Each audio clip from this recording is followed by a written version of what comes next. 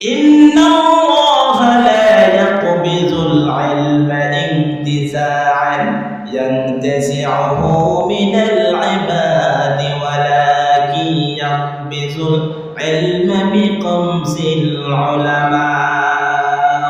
আল্লাহ রাব্বুল আলামিনের ইলমকে, জ্ঞানকে পৃথিবী থেকে থাপাবেন, নিশ্চয়ই মিনাল্লাহ পাক ইলমকে উঠাবেন না। আল্লাহ রাব্বুল আলামিন বিজ্ঞ বড় বড় আলেমদেরকে আল্লাহ পাক মৃত্যু দান করে পৃথিবী থেকে ইলমকে উঠায় নেবেন।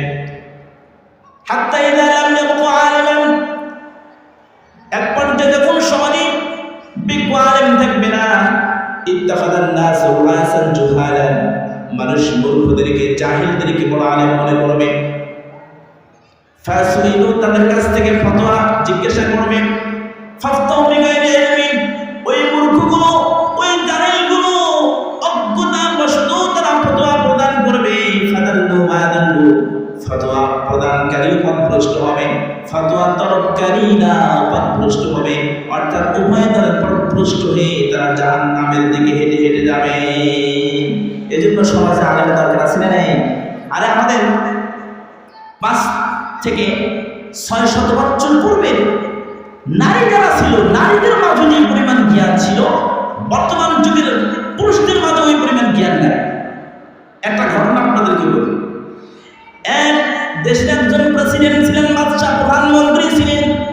প্রধানমন্ত্রীর স্ত্রী ছিলেন 3 জন। প্রথম স্ত্রীর নাম হলো জাহানারা। ভালো করে শুনবেন, প্রথম স্ত্রীর নাম কি? জাহানারা।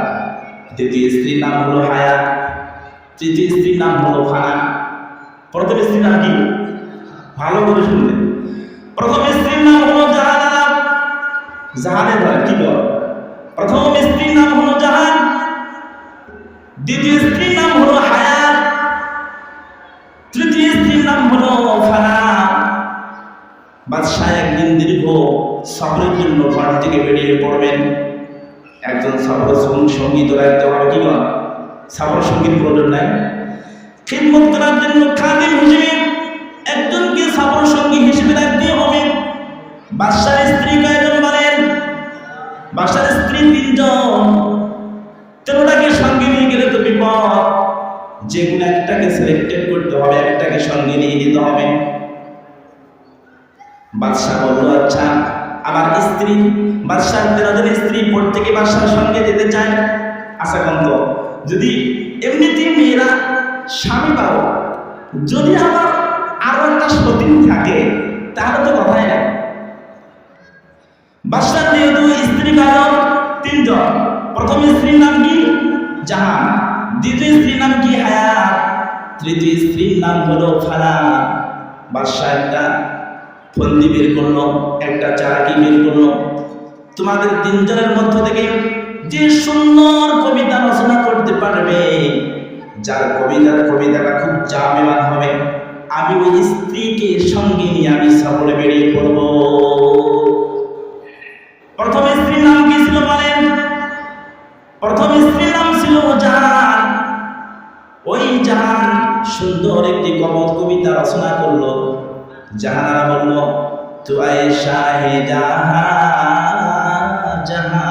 বগীর, জাহারা বদিগার মদে আয় আমির।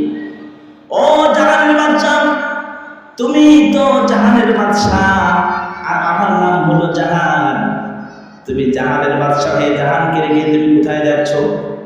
সুতরাং জাহানকে সঙ্গে নিয়ে তুমি সফরে বের হও। কার কবিতা এটা? প্রথম স্ত্রী। এবার দ্বিতীয় স্ত্রীর বানাও। দ্বিতীয় স্ত্রীর নাম কিছু ভুলে গেছেন নাকি? দ্বিতীয় স্ত্রীর নাম কি? হায়াত। হায়াত বলেন, জাহা খুশওয়ালে কি বিবায়াত হায়া কে আসলে নাদান তবিবে হায়াত।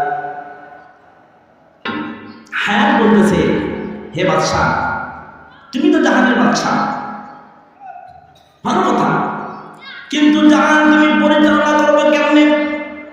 তোমার যদি হায়াত না থাকে, তোমাকে যদি হায়াত দান না করা হয়, তাহলে তুমি বিশ্ব জাহানকে পরিচালনা করবা কেমনে? তোমার দেশ পরিচালনা করবা কেমনে?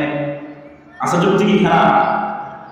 প্রথম স্ত্রী বলল তুমি যেহেতু জাহানের বাদশা, জাহানারাকে সঙ্গে নিয়ে সফর বের হও। দ্বিতীয় স্ত্রী বলল তুমি যেহেতু জাহানের বাদশা ঠিক বটে মেনে নিলাম, কিন্তু জাহানকে চালাবা তুমি কেমনে যদি হায়াত না থাকে? বাদশাকে ভালো বলা, এটাও তো খুব সুন্দর চমৎকার কবিতা। এবার তৃতীয় স্ত্রী পালা, ছোট্ট স্ত্রী, নাম কি বলে গেছেন নাকি? নাম কি? খানা কয় জাহানো হায়াতো হামাবে ওয়াফা ফানারা তালবুকুম কি আখির ফানা। এ বাদশা, একদিন তোমার জাহান শেষ হয়ে যাবে, একদিন তোমার হায়াত শেষ হয়ে যাবে, জাহানও শেষ হয়ে যাবে, হায়াতও শেষ হয়ে যাবে, অবশেষে তোমাকে ফানা হতে হবে। ফানা মানে কি? একবারে মাটির সাথে মিশে দিতে হবে। অতএব সুতরাং জাহানকেও বাদ দাও, হায়াতকেও বাদ দাও, তোমার স্ত্রী ফানাকে সঙ্গে নিয়ে তুমি সফরে বেরিয়ে যাও। সুবহানাল্লাহ।